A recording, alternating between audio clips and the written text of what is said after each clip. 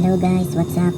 Welcome to my channel. Ngayon ito, ang ating in-order sa J-Market. So, ang tagal ko siya inantay. Siguro more than 2 weeks yata bago dumating. So, ito yung dito siya nakalagay guys. 360 rotating display stand. So, galing pa pala siyang Taiwan. Kaya medyo natagalan guys. So, simulan na natin guys.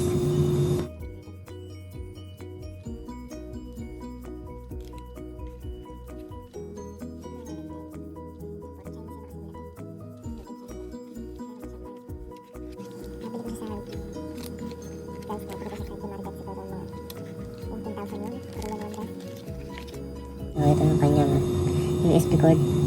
Yan guys. Then,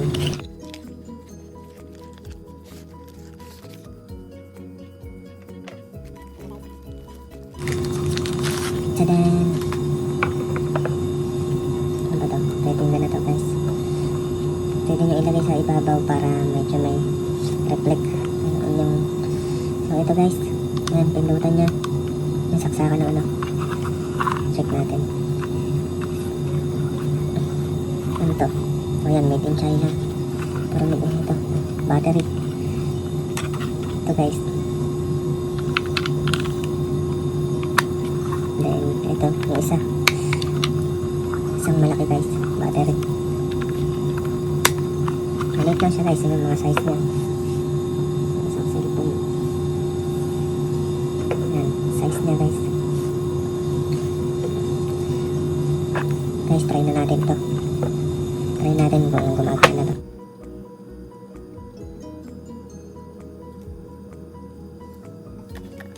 So guys, pag wala kayong battery, basta may cord kayo, yan, gamitin nyo lang to kahit wala kayong battery guys.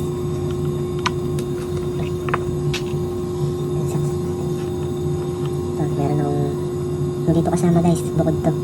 So kung may charger kayo na itatanggal yung cord, yun na lang gamitin nyo.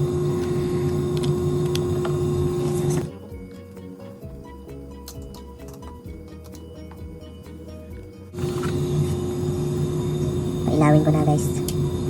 O yan, umilaw yung baba. So, pindutin natin to. Yan, umikot siya guys. Kita nyo. Ito yung left and right. Ito. Pwedeng pag pinindot nyo to, lilipat to sa kabila. Iikot siya pa counterclockwise. Then pag pinindot nyo ulit, yan, clockwise guys. So, ito sa speed yata. Sa speed.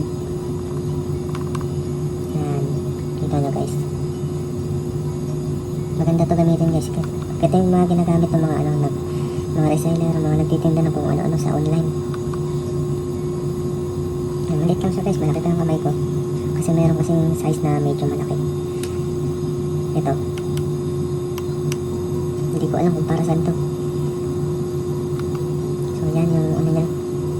Speed. So itong asa para siyang washing machine, pabalik-balik ang ikot niya. Ganun pala yung gamit niya. So pag pinindot ko ulit, diretso na, hindi na siya babalik. Mas mahaba.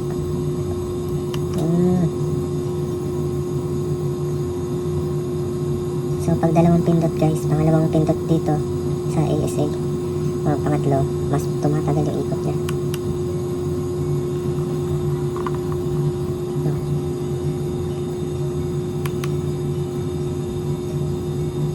Patagal lang patagal, pindutin ko ulit.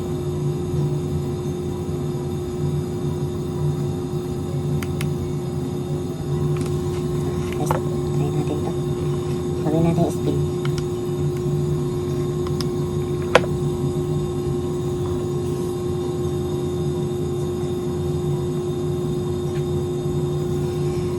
Try natin nilagay si Naruto ko sa maki.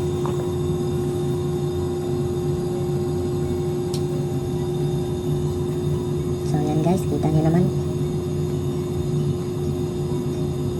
So kung kayo gusto nyo mag-review, unboxing review ng mga item, maganda to, maganda bumili kayo nito guys. Pwede nyo siya gamitin kahit saan, kung anong i-review nyo, pati yan mga kahit sa cake, magde-design kayo ng cake.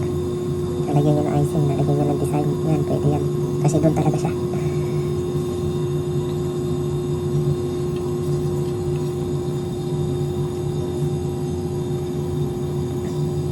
So yan guys.